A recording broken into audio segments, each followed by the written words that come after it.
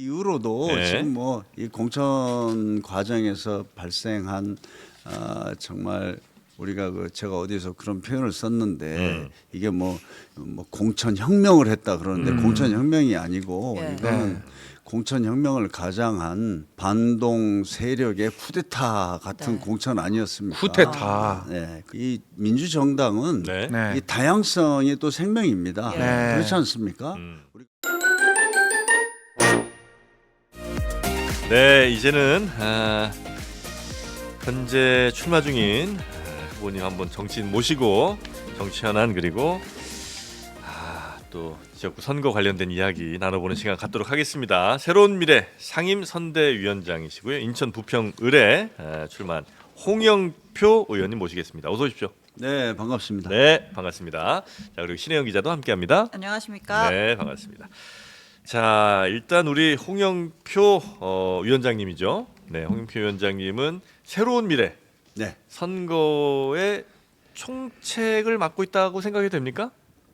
그렇습니다. 가장 중요한 위치에 네. 계신 거죠. 상임 선대위원장. 네. 오. 네. 지금 새로운 미래 선거는 상황 분위기가 어떻습니까? 뭐 힘들죠? 오늘 아침에 여론조사가 1%에서 2%로 올랐더라고요. 더블로 올랐어요. 배가 올테네요. 입당하신 이후에 예, 입당한 이후에 그리고 네. 엊그저께 그 소방관 출신 오영환 아. 의원이 입당하면서 네. 드디어 이제 5석의 정당이 됐습니다.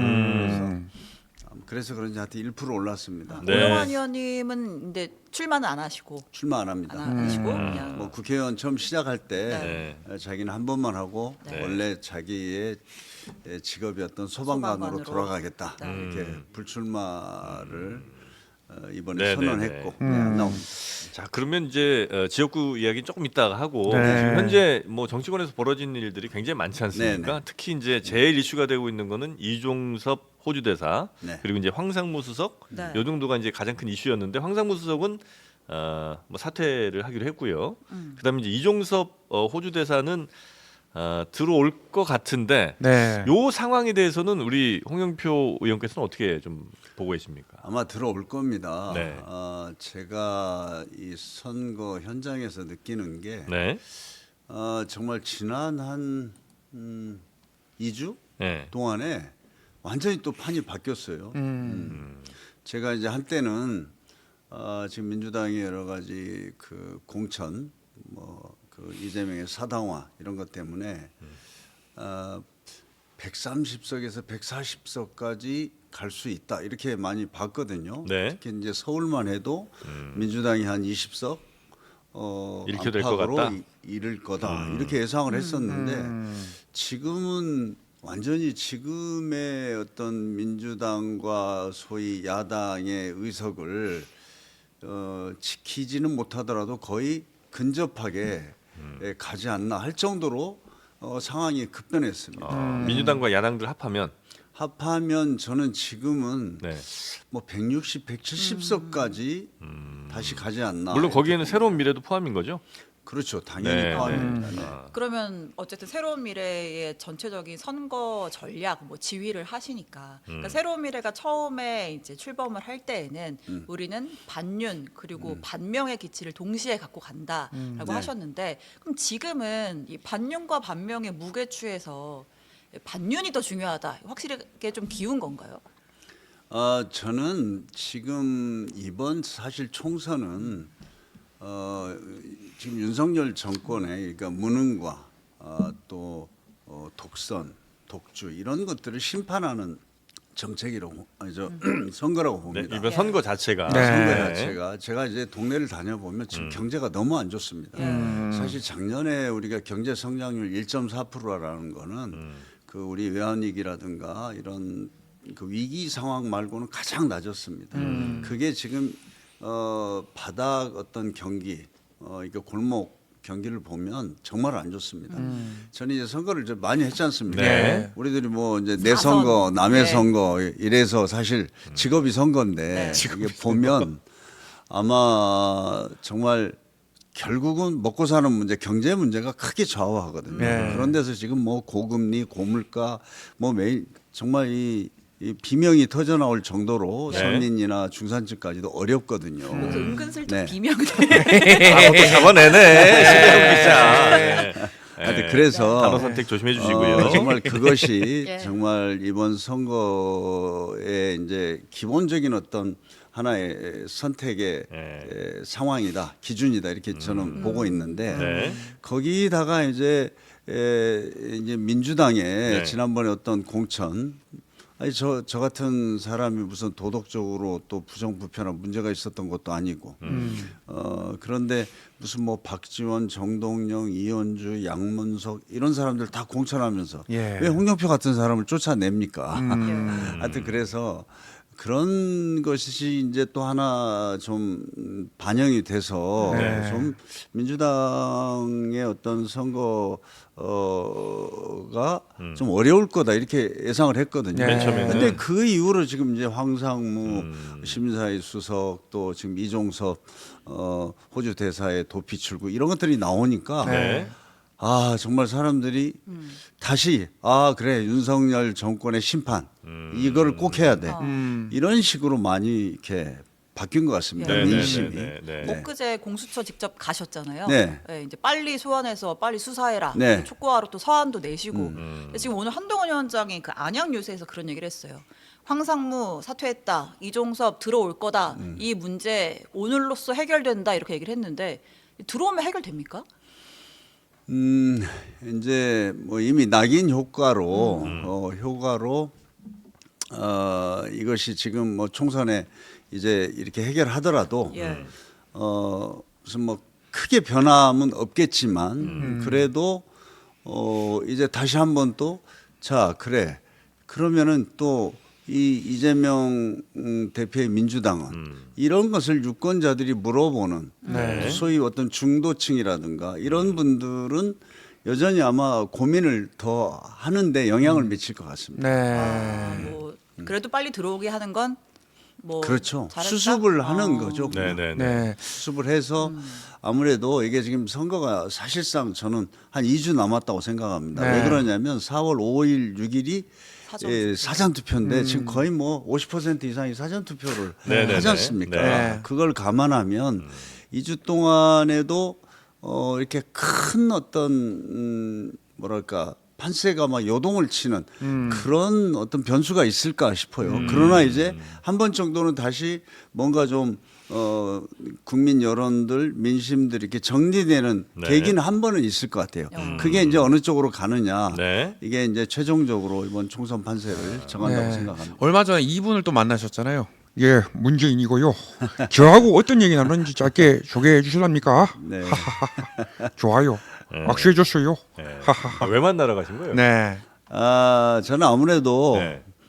문재인 대통령하고 오래 정치를 같이 네네. 했고 네. 또 제가 문재인 정부 시절에는 원내대표를 했습니다. 예. 그런데 제가 불가피하게 제가 이제 탈당을 하게 돼서 예. 좀 탈당하기 전에 제가 왜 탈당을 하는지 예.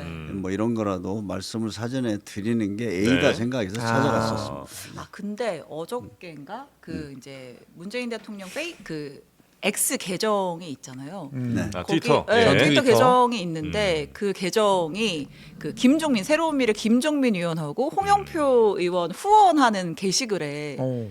좋아요를 했다고 하더라고요. 오. 그럼 이거는 뭐 모르겠습니다. 문 전 대통령이 직접 누르셨는지 뭐 참모가 눌렀는지 고양이가 모르겠지만 눌렀는지. 모르겠지만 네. 심리적인 지지를 받고 있다고 저는 뭐 잘 모르겠지만 예, 생각하시나요? 네. 문재인 대통령이 그렇게 해주셨기를 기대하고 있습니다.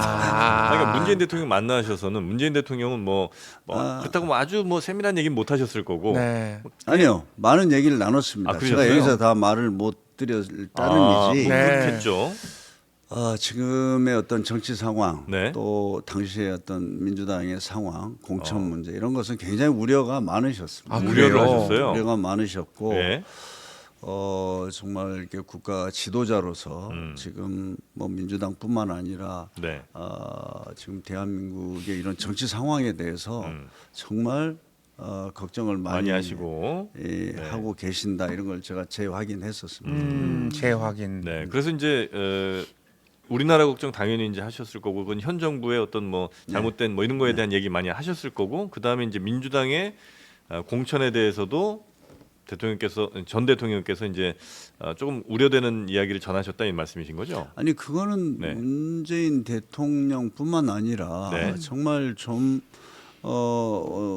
문제를 좀 객관적으로 합리적으로 바라보는 분들은 다 민주당의 공천 문제 있다 이렇게 보는 거 아닌가요? 그러니까 아니 뭐 다른 분들은 됐고요. 문재인 대통령, 네, 문재인 전 대통령이 뭐라고 하셨냐. 네. 궁금한데. 아마 그 이후로도 네. 지금 뭐 이 공천 과정에서 발생한 정말 우리가 제가 어디서 그런 표현을 썼는데 이게 뭐 공천 혁명을 했다 그러는데 공천 혁명이 아니고 예. 이거는 네. 공천 혁명을 가장한 어떤 반동 세력의 쿠데타 같은 네. 공천 아니었습니까? 쿠데타. 네, 그래서 저는 사실 민주당 내에서 앞으로 이 민주정당은 네. 네. 이 다양성이 또 생명입니다. 네. 그렇지 않습니까?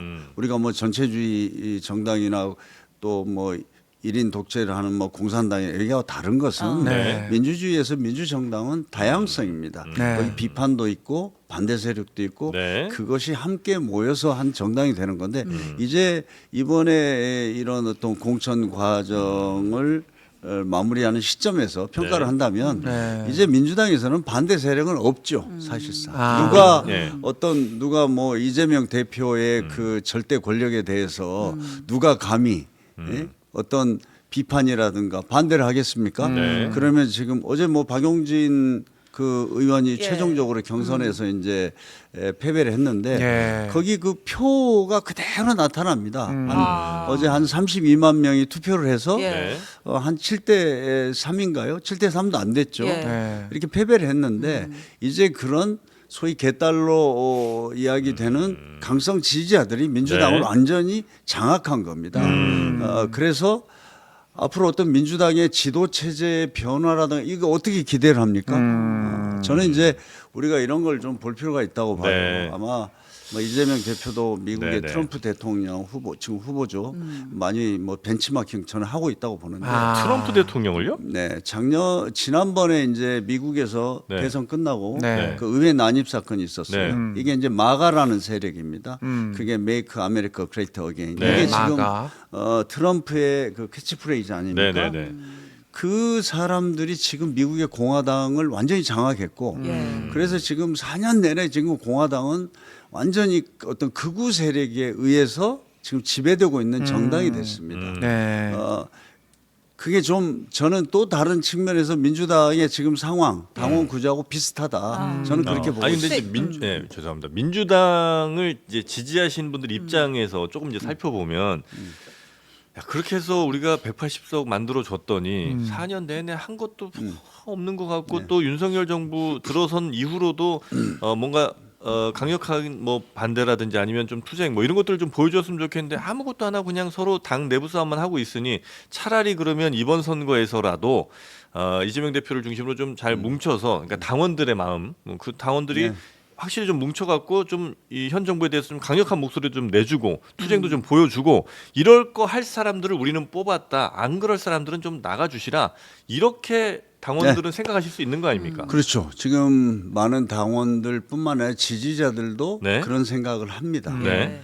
정말 윤석열 정권의 저런 무도한 어떤 정치 검찰을 앞세운 야당 탄압과 보복 이런 것들, 그 다음에 이 지금 고물가, 뭐 고금리 이 속에서 정말 민생이 파탄나는 이런 상황을 보고 또 민주주의도 진짜 위기 아닙니까? 네. 이런 걸 보면서 당연히 저는 그럴 수 있다고 봅니다. 네. 그런데 자 그러면은 민주당에서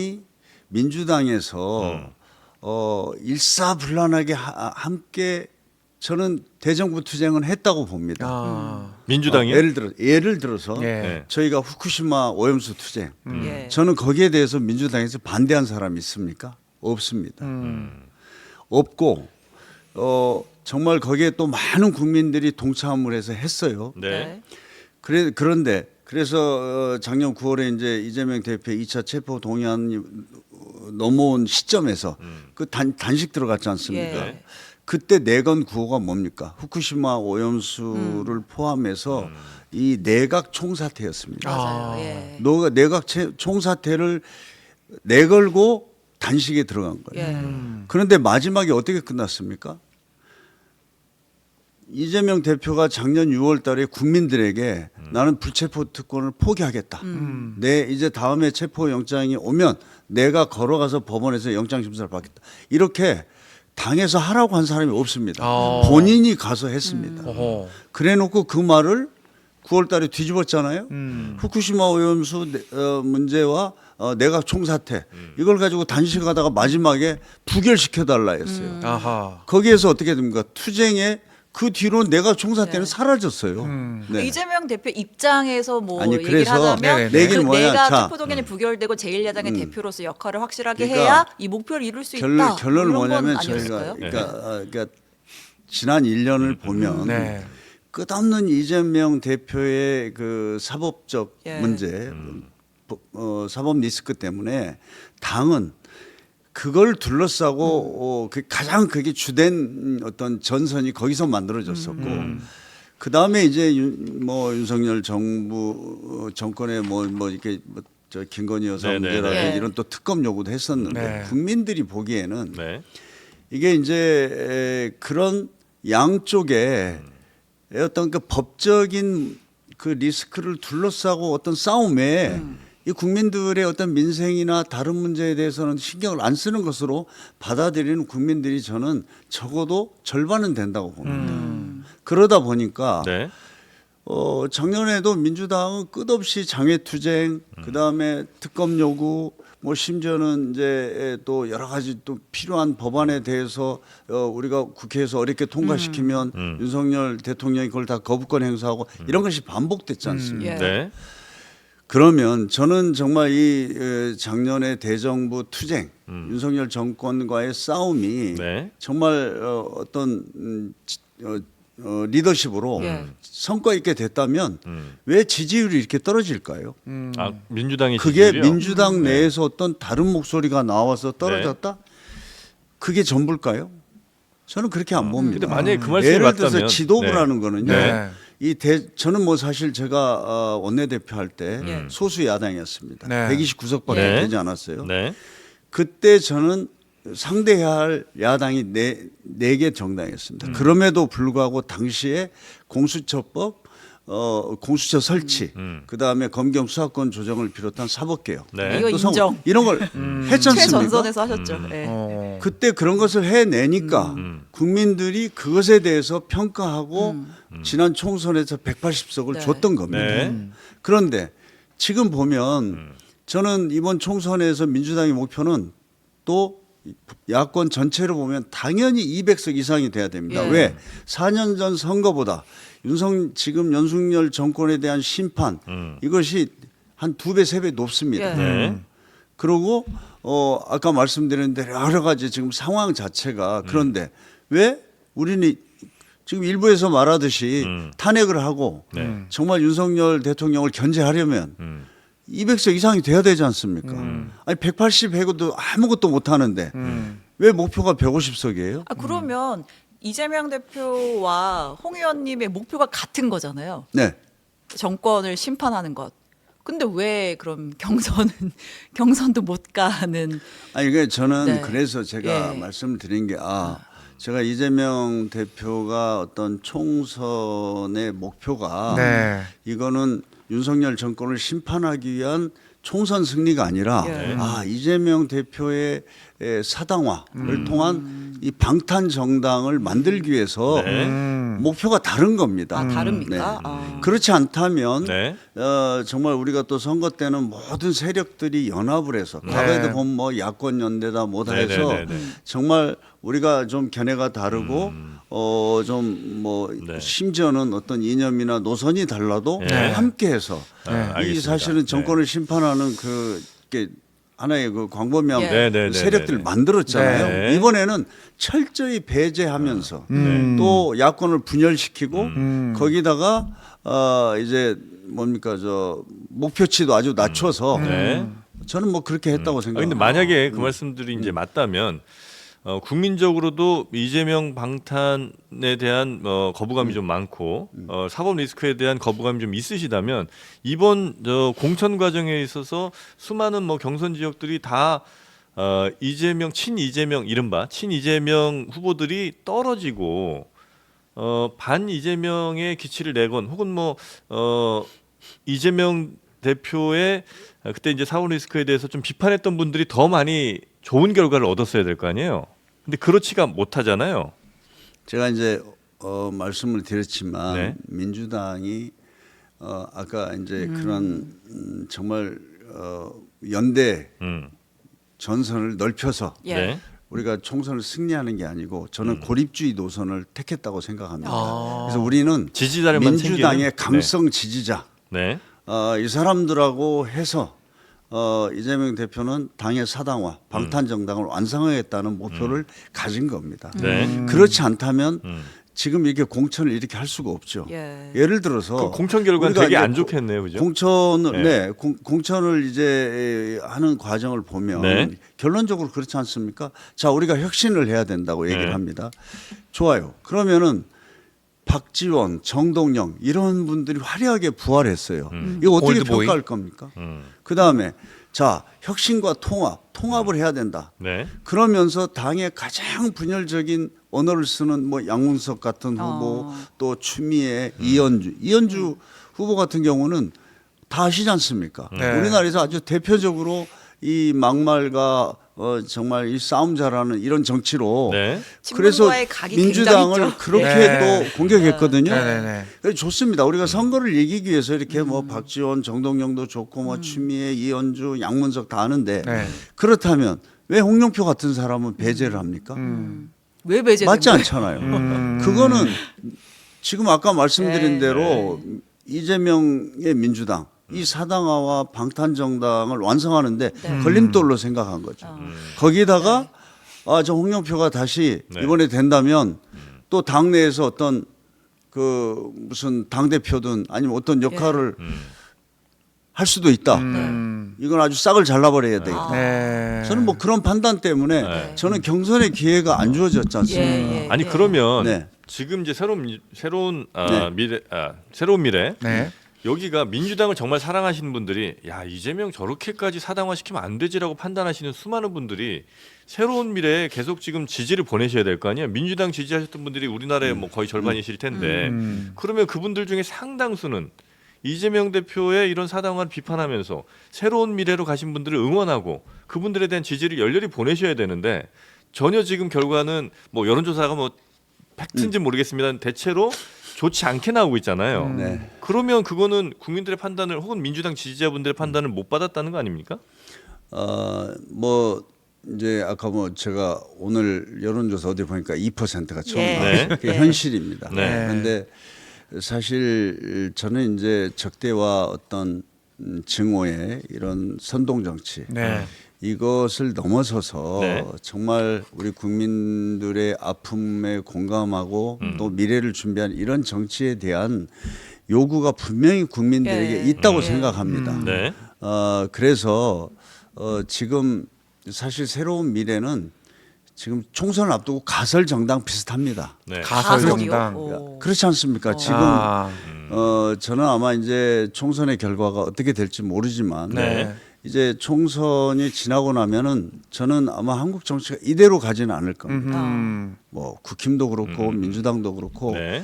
아마 특히 이제 한 3년 남은 차기 대선을 놓고는 네. 이제 새로운 정치 지형이 생길 거라고 봅니다. 아, 이제 또 그런 어떤 가능성이 있고 또 네. 하나는 이 정당을 그렇게 제가 뭐 솔직히 가설 정당 비슷하다는데 하루 아침에 만들어지지 않습니다. 뭐 그렇겠죠. 네. 그 정당이라는 게 어떤 가치와 네. 노선 또 정책, 정체성 이런 것들을 네. 정말 국민과 소통하면서 만들어가는 시간이 걸립니다. 네. 제가 지금 총선에 지금 아까 2주 남았다 그랬는데 네. 자 이제 새로운 미래가 무슨 뭐 하늘에서 뚝 떨어진 무슨 저 뭡니까 마술사 같은 어떤 능력을 가지고 그걸 돌파할 수는 없다고 보고요. 아니, 근데 그러나 거기- 저희들이 지금 이제 호소하는 것은 정말 이 윤석열 대통령과 이재명 대표 사이에서 네. 그런 새로운 정치를 갈망하는 많은 분들에게 네. 어떤 매기 역할을 하면서 네. 좀 새로운 비전과 희망을 보여주는 네. 뭐 이것의 토대라도 좀 만들어 달라 그러니까 그 말씀에 이렇게 호소하고 있습니다. 그 말씀에 정확하게 반대되는 반증이라고 할까요? 네. 이 정당이 하루아침에 만들어지냐 그리고 어떻게 국민들의 선택을 그렇게 갑자기 받을 수 있냐 조국 혁신당이 만들어지자마자 아하. 지금 한 20% 가까운 네. 혹은 뭐 넘어서는 지지율이 나오잖아요. 네. 그러니까 이거는 국민들이 원하는 메시지 혹은 국민들이 원하는 어떤 모습을 보여줄 때 훨씬 더 폭발력 있게 지지율이 나올 수 있다는 건데 새로운 미래가 그걸 지금 못 하고 있는 거 아니냐는 거죠. 그러니까 이제 아마 네. 이제 그 조국 혁신당은 네. 정말 이 윤석열 정부의 그 검찰 독재 음. 이것에 대해서 분노하고 그 조국 전 장관이 하여튼 어떤 한 사람으로서 당했던 네. 정말 상상할 수 없는 많은 이 그저 뭐 가족까지 뭐 멸문 예. 지화를 당했다 이러는데 네. 그것에 대한 어떤 동정심과 분노 그걸로 이렇게까지 나올까요? 이렇게 여기에다가 네. 또 하나는 저는 분명히 지금 민주당의 지지층 사이에서도 네. 이게 분화가 이루어지고 있다고 봅니다. 네. 이번에 이재명 대표의 이런 어떤 사당화를 위한 공천이라든가 이런 것들에 대해서 지금 어떤 비판하고 네. 반대하는 이런 사람들도 많이 늘어서 네. 저는 그쪽으로 갔다고 봅니다. 네. 근데 하나는 우선 이제 언론에도 많이 나오듯이 막 정말 선명성, 예. 정말 강력하게 네. 저도 뭐 그렇게 얘기할 수 있습니다. 제가 이번 총선 끝나면 그 다음 날 윤석열 대통령을 내가 탄핵을 시키겠습니다. 조기 어허. 종식을 시키겠습니다. 누가 믿습니까? 아. 지금 네. 우리가 결국은 이번 총선 끝나도 200석은 불가능하다는 것은 지금 다 그건 대충 동의하는 거 아닌가요? 그러면 200석이 넘지 않으면 어떻게 해서 탄핵이 가능합니까? 아. 근데 저는 그렇게 얘기하지 않습니까? 예. 네. 그러니까 근데 아마 박근혜 전 대통령 지금 탄핵 때 200석이 안 됐잖아요. 아니 그런- 그때는 이제 당시 여당에서 네. 이제 이게 많이 탄핵을 넘으셨으니까 찬성하는 그러니까 분들이 그래서 있었죠. 이번도 정치력을 통해서 네, 200석이 이제 넘어서는 사람들을 그- 데려오면 될 거 아닙니까? 저는 꼭 네. 그렇게 만약에 보지 원한다면. 않습니다. 네. 아니, 이거는 이제 모든 네. 가능성이 있지만 네. 아니 지금 아까 말씀했지만 네. 왜 그 야권 180석을 줬는데 아무 일도 못해? 그거는 네. 우리나라가 네. 헌법에 기반한 네. 네. 또 이런 그런 어떤 민주주의 국가 아닙니까? 네. 그것은 그리고 또 그러니까 목소리만 이렇게 세게 한다 그래서 네. 되는 게 아니지 않습니까? 네. 이게 민주당이 작년에도 보면은 정말 장애 투쟁도 많이 하고 예. 무슨 뭐 특검 이런 요구를 한 게 13건인가 될 겁니다. 하나도 안 됐거든요. 네. 그걸 보면서 국민들이 이 지지자들이 실망한 거예요. 네. 근데 그러면 그냥 그 되든 안 되든 자 우리는 특검 하겠다 네. 해놓고 결과는 하나도 된 게 없어요.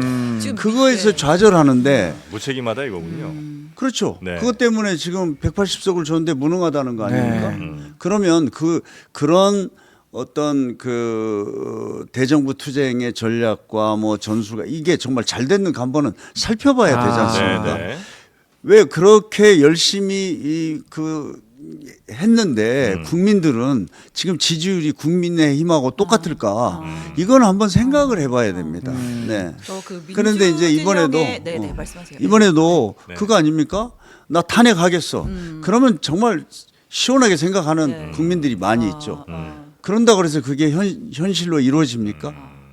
그럼 새로운 미래는 그 이제 조국 혁신당에서 말하는 현 정권의 조기 종식 뭐 탄핵이란 말은 아니지만 정치적 탄핵 조기 종식에 대해서는 좀 어렵다 그래서 동의하지 않는다라고 이해를 약간 저는 이제 포퓰리즘처럼 보시는 것 같아요. 탄핵이라는 거는 이 어찌 됐든 우리가 그 헌법에 규정된 법적 절차가 있습니다. 네. 있지 않습니까? 우리가 뭐 군대를 동원한 쿠데타가 아닌 한 이 민주주의 국가에서 그걸 지킬 수밖에 없지 않습니까? 예. 그런데 국회에서는 적어도 200석 이상의 의석이 확보되고 네. 또 확보됐다 하더라도 우리가 헌법재판소에 가서 구체적으로 탄핵의 사유가 객관적으로 입증이 될 때만 가능한 겁니다. 예. 그런데 저는 지금 이 시점에서는 200석 하기도 어렵고 자 지금 제기되고 있는 어떤 그 탄핵의 사유 네. 이런 것들은 좀 더 축적이 되지 않으면 그게 과연 헌법재판소에서도 그게 될까 이런 생각을 하는 거죠. 그래서 네. 그것이 총선을 앞두고 뭐 시원하게 또 국민들 표를 위해서 네. 나 탄핵했어. 저희들은 그렇게 하지는 않습니다. 네. 아까 저는 얘기했지만 박용진 의원이 탈락한 사건에 대해서 이낙연 공동대표는 이렇게 말했습니다. 당권 대권 도전의 싹을 잘라냈습니다. 그렇다면 박용진 의원의 미래는 어떻게 될까요? 새로운 미래로 미래. 갑니까?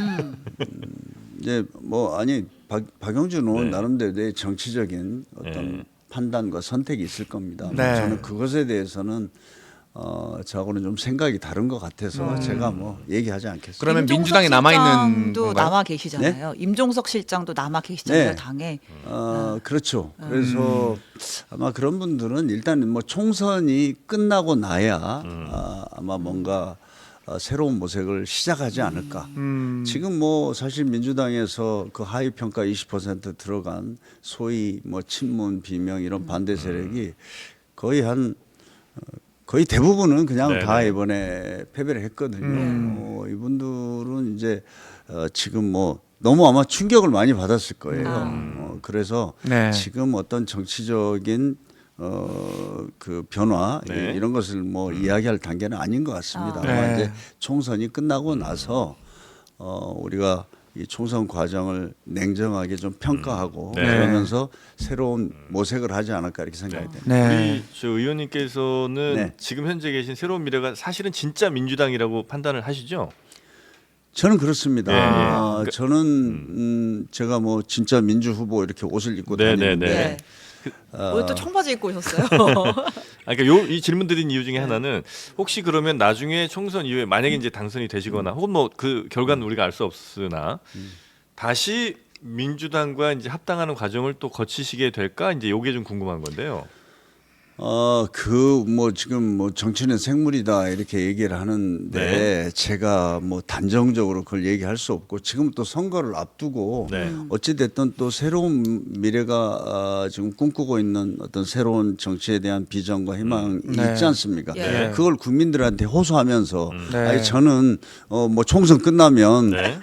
이거 뭐 어떻게 하겠습니다. 이거는 맞지 않다고 봅니다. 네. 지금은 네. 일단 새로운 미래를 통해서 네. 우리 국민들의 이제 많은 분들이 좀 함께해서 네. 정말 우리가 이 적대와 증오의 정치, 선동의 정치 이런 것들을 좀 넘어서는 네. 어떤 대안 세력, 정당 네. 이런 것들을 좀 하나 탄생할 수 있도록 네. 좀 조그만 토대라도 만들어 달라 이렇게 호소하고 있는 거예요. 의원님 그럼 제가 아픈 질문 하나만 더 할게요. 네. 그 이제 합당이거든. 선거 후의 일이라고 칩시다. 그럼 이제 선거를 이제 치르는 국면에서 지금 이제 지역구 후보를 세밀해서 32명을 냈단 말이에요. 이 중에 현역 의원분이 4분이 계시고 또 그냥 현역도 아니고 부평에서 4선. 부평하면 홍영표는 부평이고 핵심 지역구의 현역 의원들이 또 계시단 말이에요. 근데 어쨌든 그럼 해당 지역에서 3파전 혹은 4파전 구도로 치르게 된다면 결국 막판에 가면 표심이 좀 모이길 원하잖아요. 좀 선명한 구도를 만들길 원하잖아요. 네. 그렇게 된다면 나중에 합당 말고 선거 중간에 지역구에서 혹시 후보 단일화 같은? 단일화를 좀 고려하실 수도 있나요? 그거는 전혀 아닌가요? 우선 저는 그 가능성 없다고 봅니다. 야. 우선은 민주당에서는 예. 네. 아마 지금 잘하면 뭐 170, 180석도 가능하다. 뭐 이런 어떤 자신감 있는 것 같아요. 예. 이제 뭐 겸손 모드로 이야기는 하지만 네. 그런 상황에서 그런 고려는 하지 않고 또 하나는 새로운 미래는 우리가 이번에 뭐 모두가 성공하지 않더라도 네. 정말 우리 한국 정치사에 남는 의미 있는 도전을 우리가 해보자 그랬기 때문에 새로운 미래에서는 그런 가능성은 없습니다. 지역구 후보 완주한다. 네. 네, 새로운 미래가 비례대표 1번에 네. 양소영 전 네. 양소영 의원인가요? 네. 새로운 미래가 비례대표 1번에 양소영 전 민주당 대학생위원장을 발표를 했습니다. 네, 이게 어떤 대학생위원장. 의미를 가지고 네. 있는 겁니까? 우선 정말 양소영 후보는 제가 잘 모릅니다. 예. 아이 새로운 미래 I don't know. 근데 비례 1번인데 모르시면 어떡해. 제가 상징성 있지 않습니까? 제가 아시지만 입당한 지가 불과 한 일주일 됩니다. 솔직하십니다. 그리고 솔직히 예. 제가 지역구에서 지금 아침 6시부터 밤 11시까지 예. 네. 이렇게 뛰고 있기 때문에 지금 당내 제가 그런 문제를 거의 파악을 못 하고 있습니다. 네. 홍영표, 그리고 양소영 이제 잘 몰라. 네.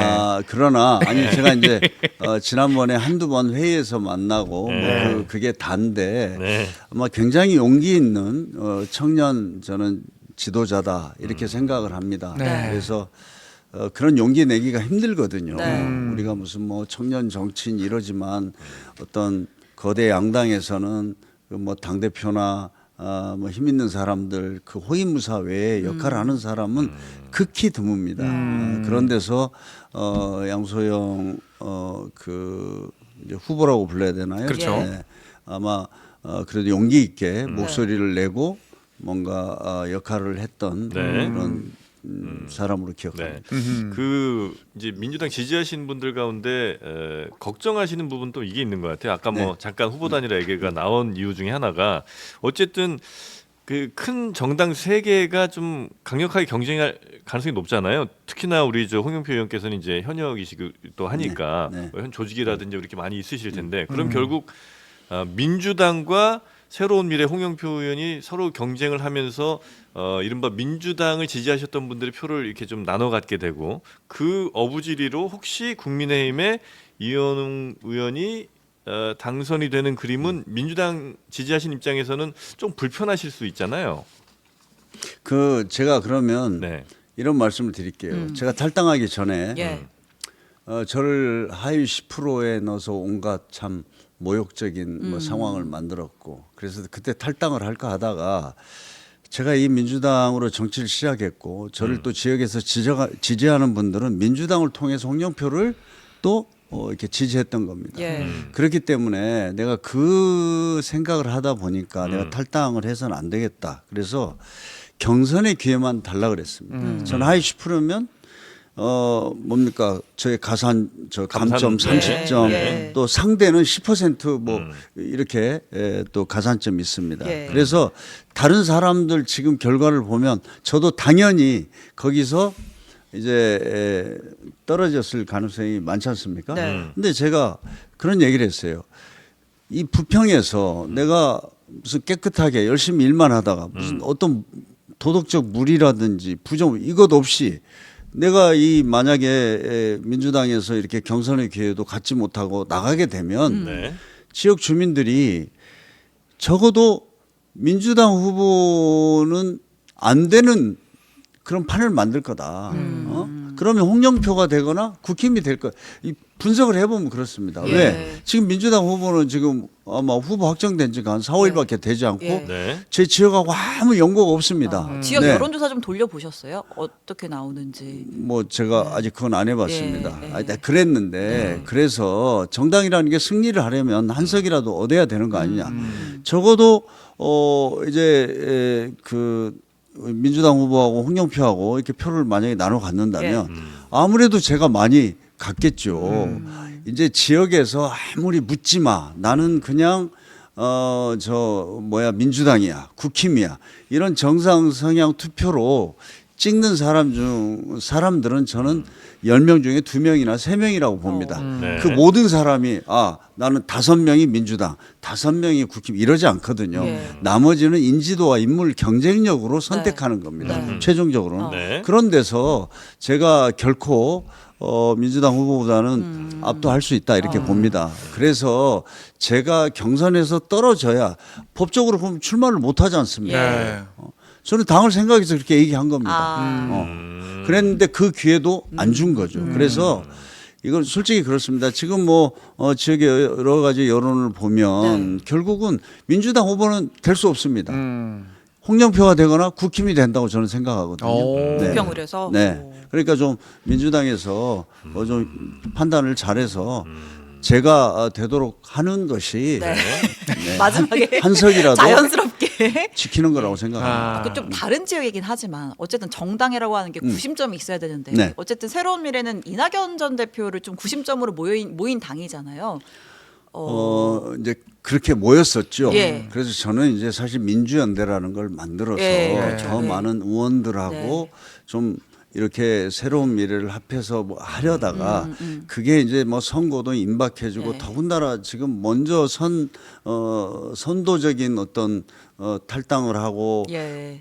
그랬던 분들이 또 분열이 돼버렸어요 중간에. 그러니까 이게 뭐가 이번에는 뭐 이게 좀 잘 안 되려고 했던 거죠. 아니, 근데 국민들의 머릿속에는 그런데 예. 지금은 어찌 됐든 이낙연 대표는 이제 왜 광주로 가셨겠어요. 그래서 이제 사실은 좀 이번 총선까지는 또 그리고 뭐 그 이후에도 예. 아마 이낙연 대표는 뭔가 이제 좀 더 이렇게 뒤에서 뭘 네. 하는 역할을 하고 네. 뭐 오영환 지금 네. 상임 선대위원장이 3명입니다. 네. 완톱은 오영환 의원이고 완톱이요? 완톱. 아. 총괄 상임 선대위원장이고 네, 네. 아, 김종민 의원과 제가 네. 지금 상임 선대위원장으로 우리 세 사람의 책임으로 지금 이번에 총선을 치를 겁니다. 근데 이제 국민들 보기에는 그래도 이제 개혁신당은 이준석 당인가 싶고 새로운 미래는 이낙연 당인가 싶은 인식은 있단 말이에요. 네. 근데 근데 이제 예. 내용은 그렇지 않습니다. 내용은 아닌데 네. 근데 어쨌든 이제 그분이 광주 강산을에 가서 친명 핵심이라고 하는 민영배 의원이랑 또 붙잖아요. 그럼 이제 이 선거 결과가 어떻게 보면 이제 범민주 진영 지지층에게는 친명과 비명의 싸움은 결국은 유권자들의 선택은 하고 그 바로미터가 될 수 있는 지역이 될 수도 있는 거잖아요. 그러나 저는 그게 의미 있는 도전이라고 생각을 합니다. 지금 이제 광주의 민심이 아마 이번에 민주당의 이런 공천 파동 예. 이런 것을 보면서 저렇게 해서 우선 다음 정권 재창출이 가능해? 이런 의문을 갖는 분들이 굉장히 늘어났다고 제가 들었습니다. 그것이 뭐냐? 민주당이 70% 지지를 받다가 50% 미만으로 떨어졌습니다. 예. 광주 전남에서. 예. 이것이 의미하는 20%를 것은 조국 신당이 가져갔다는 해석이. 예. 그러니까 그게 지금 분화되는 거거든요. 네. 왜 그럼 조국 신당에는 또 정말 우리 조국 전 장관의 어떤 그런 예. 어떤 뭐에 대한 동정심도 있지만 지금 어떤 이재명 대표가 민주당을 저렇게 사당화하는 거 이거 옳지 않아. 이런 분들이 또 많이 있다고 저는 생각합니다. 거기에 지금 결집한 게 조국 혁신당이거든요. 네. 이게 좀 분화하고 있고 네. 아마 총선이 끝나게 되면 아마 이재명 대표의 이번 총선 결과에 대한 평가 그것을 기반으로 한 아마 이 정치권 전체에 대변이 있다. 대한 어떤 네. 대변동이 저는 일어날 가능성이 높다 이렇게 보고 있습니다. 민주당 지지하신 분들 가운데 뭐 그 표현 그대로 빌리자면 이제 이재명 대표 사당화를 비판하시는 분들이 분명히 꽤 계신데 이분들은 어디를 간다고요? 아니 지금 이제 그래서 일단은 조국 이거 아닙니까? 윤석열 정권을 이번에 심판해야 돼. 예. 네. 그러니까 자 이재명 대표가 좀 뭐 마음에 안 들고 이런 거 있더라도 좀 무조건 그냥 민주당을 후보를 믿자. 예. 네. 이게 지금 많이 있죠. 예. 그런데 이번에 공천이 이렇게 그 정말 국민들이 볼 때는 네. 지지자들이 볼 때는 이거는 정말 우리가 총선 승리하려고 하는 거야? 이런 비판을 하는 분들이 네. 어떤 선택지로 조국 혁신당을 저는 택했다고 봅니다. 그러면 그래요? 그 새로운 미래가 그러니까 뭐 바라보는 거기는 조국 혁신당은 어떤가요? 왜냐하면 이재명 대표는 조국 혁신당에 대해서 뭐 그래도 비례도 우리 더불어민주당은 뽑아야 되지만 동지 관계라는 표현을 썼단 말이에요. 근데 그럼 새로운 미래와 조국혁신당의 관계 설정은 어떻게 되나요? 저는 일단은 조국혁신당은 또 다른 민주당의 위성 정당이다 이렇게 생각합니다. 네. 그렇지 않습니까? 그렇고 저는 이제 새로운 미래는 사실 또 조국혁신당과 다르게 저희들은 지역의 후보를 작지만 32명을 냈고 예. 또 우리 또 이제 비례 후보도 이렇게 저희들이 선출을 했습니다. 네. 그래서 사실 당으로서 저희들이 아까 말씀드린 정말 윤석열 대통령이나 이재명 대표에 대해서 매기 역할을 하면서 예. 새로운 어떤 정치를 만들어갈 이런 토대를 새로운 미래가 할 것 같다. 예. 네. 뭐 이런 어떤 국민들이 저는 있다고 생각하거든요. 네네. 그래서 저는 뭐 그거는 좀 다르다. 네. 조국 혁신당 그렇게 네네네. 생각합니다. 그럼 이제 시간이 좀 다 됐는데 네. 바쁘시겠습니다만 요거 하나만 좀 여쭤보겠습니다. 네. 어쨌든 문제 진단이 정확해야 이제 답이 나오는 거 아니겠습니까? 지금 이제 지지율이 좀 잘 안 나오고 있잖아요. 뭐 기대하셨던 것만큼. 네. 거기서 이제 지지율을 끌어올려야 되잖아요. 네. 그럼 안 나온 거에 대한 정확한 문제 분석과 그다음에 이제 어떻게 하겠다는 이게 있어야 되지 않겠습니까? 네. 그게 정확하게 좀 짧게 정리해 주신다면 뭡니까? 아니 제가 아까 말씀드린 대로 네. 이게 무슨 만병통치약처럼 무슨 뭐가 이거 하면 지지율 10%. 그거 없습니다. 그런 건 없고요. 네. 저희는 이번에 제가 볼 때는 5석 비례와 지역을 합해서 예. 네. 5석에서 한 10석 정말 기적이 일어난다면 10석 네. 이렇게 저는 현실적인 목표를 가지고 있고 네. 그러나 그것은 굉장히 우리 한국 정치의 어떤 혁신과 변화를 위해서 중요한 그런 성과가 될 거다 이렇게 그럼 말씀드립니다. 혹시 여론조사에서 잘 드러나지 않는 샤이 새로운 미래 지지자분들이 분명히 계실 거고 네. 그분들이 실제 투표에서는 더 많이 액션을 해주실 거라고 기대를 하시는 거군요. 저는 뭐 지금 저희들이 네. 득표를 해야 되는 것들은 굉장히 좀 다양하게 네. 좀 이렇게 예상을 하고 있습니다. 네. 그래서 뭐 네. 그런 그렇게. 정도로 말씀을 드리겠습니다. 알겠습니다. 워낙 이제 바쁘신 지금 현재 선거운동도 계속 이제 다니셔야 되는데. 네, 지금 네. 또 어디 학교 학부모 총회하는 데 가서 네, 인사해요. 중요하죠. 학부모 총회 중요합니다. 네, 바쁜 시간 저희한테 네. 내주셔서 너무나 감사하고요. 네. 저희가 어쨌든 이제 오시면 또 반대 입장에서 여쭤볼 수밖에 없는 그런 네, 사정이 네. 있다는 건 좀 양해 좀 네, 부탁드리겠습니다. 네. 자, 함께해 주신 우리 홍영표 새로운 미래 상임 선대위원장님 대단히 고맙습니다. 네, 감사합니다. 네. 감사합니다.